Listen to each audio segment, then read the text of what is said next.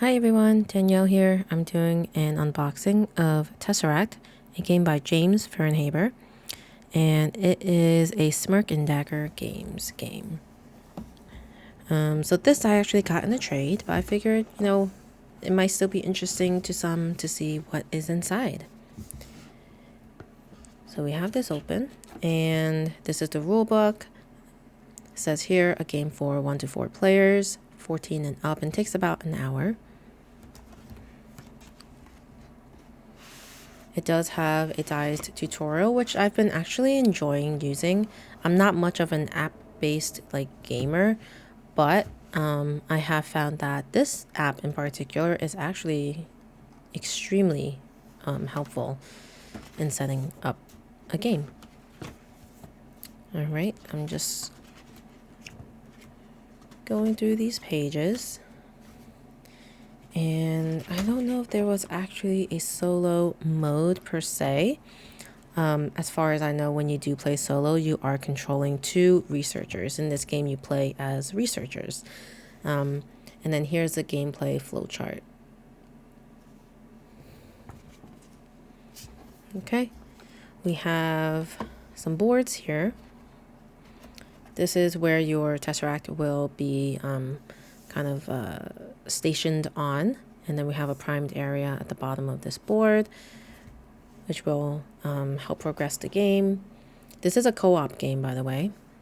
This is a containment board, and the point of this board is that you fill up the board with dice that meet these criterias of the numbers, I guess. So it's 1, 2, 3, 4, 5, 6. Essentially, there are D6 dice, and with the dice, they have dots, and that's how you can count the pips, I guess, to determine the value of the die. And then you have this kind of contraption. At first I didn't know what to do with it, but you actually just connect it at these connection points, and it creates a stand for your game, your Tesseract. So you'll just slide that in, and hopefully over time it won't be worn out, but you'll place them on this board like this, and so it's like this 3D stand. We'll get to the rest of it in a bit, but here are all the labs. So there's 4. Every player gets 1, and I love these mats because it has a cool section that tells you everything you basically need to know to play the game. So we have the turn sequence, action phase, threat phase, and then your lab, and you get to take 3 actions per turn. Then we have the breach, and this really is the the threat part of the game in this co-op game, where bad things will happen according to these icons, and then if the tracker that is placed on this breach tracker reaches 7, you immediately lose the game. And this is something that'll make more sense in a bit, but basically this is used to make sure your dice are all in a cube formation. And then this is neat. It's a Lazy Susan. So this thing has 5 balls in it, and it's connected to another plate, so it spins nice and smoothly.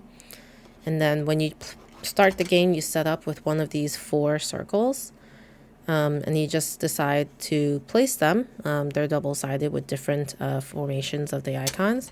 You just place it on top of one of the sides, just like this. You place it on top of the stand. So if I can hold this sideways, that's what that looks like.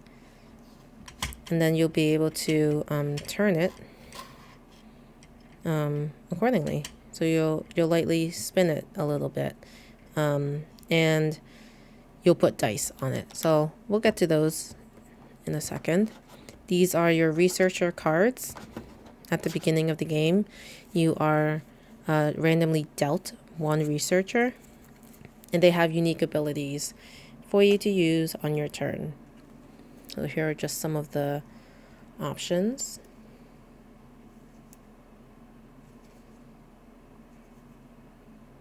Okay.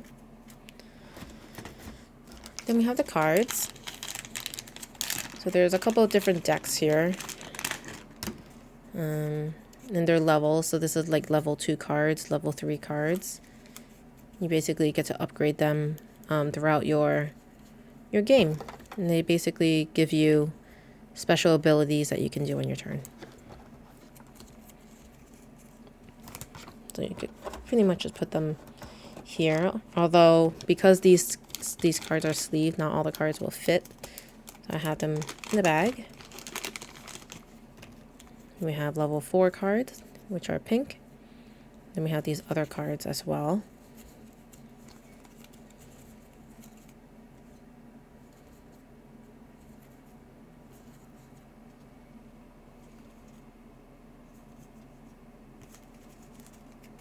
Okay, so put these back in the bag for now. And then we have some trackers. And they're just regular cardboard type of trackers, nothing too crazy. These are your action trackers, which are the purple ones, and then this is your breach tracker. And then of course we have the custom dice. So we have 4 different colors, I believe. And with these you have all the same symbols, they're just different colors. So you'll place them all on this platform, forming a cube, and you can use this to kind of keep everything in place. But yeah, this was just a quick overview of the components for Tesseract. I will be doing a setup and solo playthrough shortly on my channel, so definitely, if you're interested, subscribe so that you don't miss it. And yeah, I hope you enjoyed it. Let me know if you played this game before and what you think. I have a feeling I'll probably enjoy this more in a co-op setting, but I love the fact that it is co-op, and it really wouldn't be too different to play solo, which is neat. All right, well, as always, I appreciate you all watching, and I'll see you guys next time. Bye.